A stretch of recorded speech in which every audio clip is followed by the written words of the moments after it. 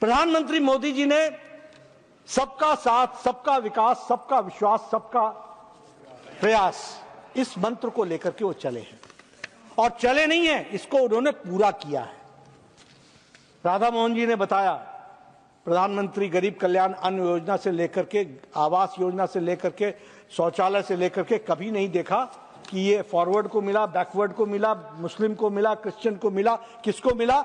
जरूरतमंद को मिला है और देश की जनता को मिला है, इसकी चिंता की। अब इससे ज्यादा मेन स्ट्रीमिंग क्या हो सकती है? और इसीलिए जब मैं इसकी बात कहता हूं तो मैं ये भी कहना चाहता हूं कि हमें वोट बैंक पॉलिटिक्स के इंटरेस्ट से बाहर निकल करके नेशनल इंटरेस्ट में इन बातों को समझने की आवश्यकता है। अभी मैं यहां यह भी कहना चाहूंगा कि आप तय करें, मुझे उसमें कहने की बात नहीं, हम मेन स्ट्रीमिंग की बात कर रहे हैं। इस देश में कोई भी किसी कलर में ना देखा जाए। मोदी जी के नेतृत्व का सपना भारत का यह है कि सबका विकास हो, सबका प्रयास हो, सबको साथ लेकर के चले। इसीलिए हम लिप सर्विस नहीं करते हैं, हम रियल सर्विस करते हैं। We do the real service. हम लिप सर्विस कर रहे होते हैं। मैंने आपको सारी योजनाएं गिनाई, ये सारी योजनाओं से राधा मोहन जी ने बताया 30% मुस्लिम भाइयों का लाभ हुआ है, इसमें से 35% उन्होंने लाभ लिया है। 35 हमने कभी इसका डंका पीटा क्या? नहीं, मेन स्ट्रीमिंग कर रहे हैं। मैं जानना चाहता हूं कि पिछले 70 साल किन लोगों ने उनको अलग रखा है? किन लोगों ने अलग रखा है? किन्होंने उनको डरा के रखा है? किन्होंने उनके साथ अलग व्यवहार करने की बात की है? ये polity, this polity has to be understood and I will tell you, 50 years later, 100 years later, we will not be there. But the course of action which we take today, that is going to make India stronger, that we have to understand. और आपने 70 साल का experiment करके देख लिया। 70 साल का experiment आपने करके देख लिया, बांट करके देख लिया, वोट के पीछे पढ़ के देख लिया। 2013 का अमेंडमेंट ला करके भी 2014 में वहां बैठने के लिए मजबूर हो गए। इससे काम नहीं चलने वाला। और मैं इसमें आपको बताना चाहता हूं, जब मैं कहता हूं कि लिप सर्विस नहीं रियल सर्विस की है, तो मैं ये कहना चाहूंगा कि ट्रिपल तलाक तो सुप्रीम कोर्ट ने बहुत पहले कह दिया था कि लगाना चाहिए। भारत की जनता लगाना चाहती थी। आपकी सरकार, यूपीए की सरकार 10 साल बैठी रही, आप नहीं लगा सके। क्या तकलीफ थी जो नहीं लगाई गई?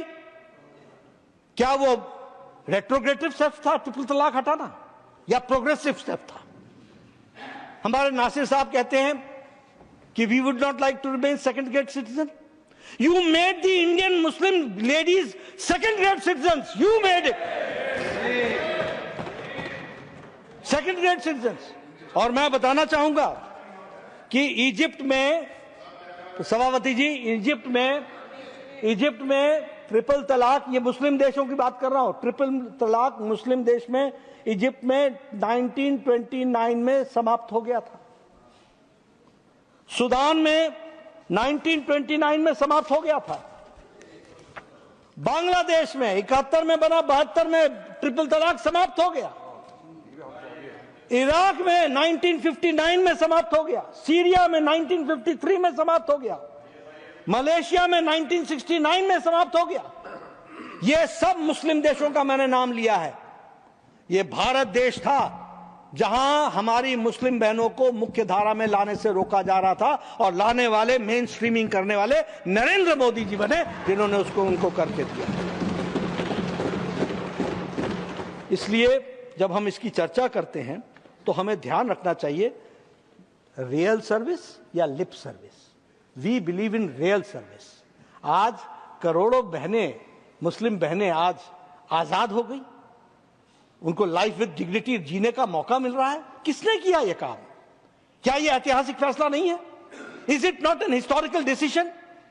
It is an historical decision, and none other, it is prime minister Modi which has done this, that we have to understand. उसी तरीके से मैं बात करना चाहूंगा आज के बारे में। आज हम, ऐसा लग रहा है जैसे पता नहीं हमने वक्फ बोर्ड पर हाथ डाल दिया, ये तो बहुत गड़बड़ बात हो गई है और ये एक तरीके से हमारे को कब्जे में लेने की बात है और हम कोई बड़े रेट्रोग्रेड चल रहे हैं। मैं बताना चाहता हूं, टर्की मुस्लिम देश है सभापति जी, वहां 1924 में जनरल डायरेक्टोरेट ऑफ फाउंडेशंस बन करके मैनेजमेंट ऑफ वक्फ का काम शुरू हो गया था।